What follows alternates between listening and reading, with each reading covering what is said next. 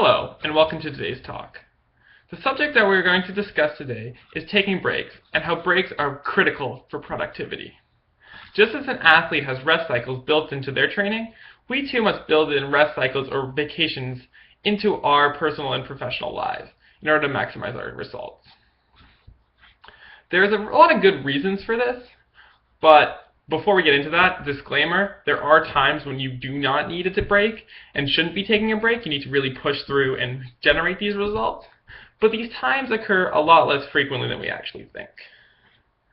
A good example of this is when an Olympic athlete is training for the Olympics. They don't really have a really good break period right in the months leading up to the Olympics. That's because they're really pushing towards a goal that is fast at hand. If you have a project due next week, you need to go on it. But being in that state constantly is, one, wrong, and two, not the most productive or sustainable. So we need to take into breaks. And why are breaks good? Let's talk about that. Breaks allow your body and mind to just recharge and refresh.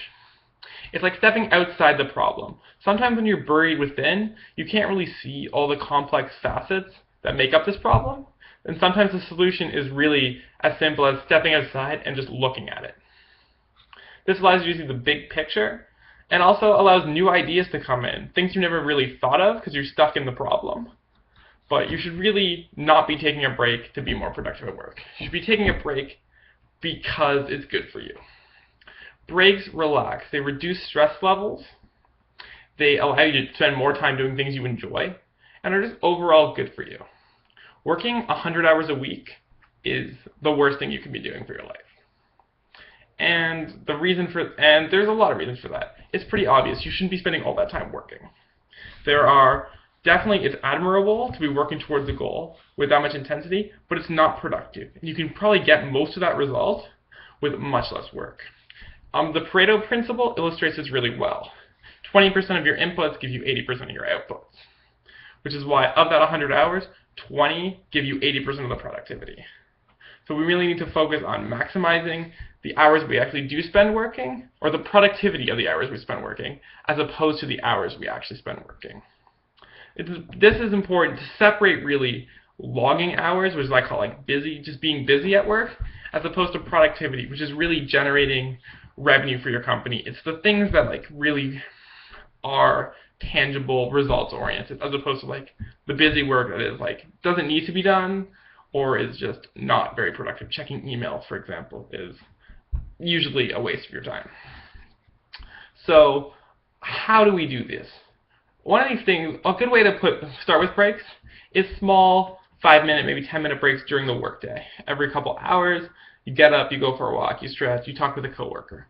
These things allow you not only to be exposed to new ideas, but also to refresh and come back with some energy so you're not just slowly deteriorating throughout the day from perky and excited to slowly dying and then mashing keyboard or whatever it is you're doing, but with no real mental intensity.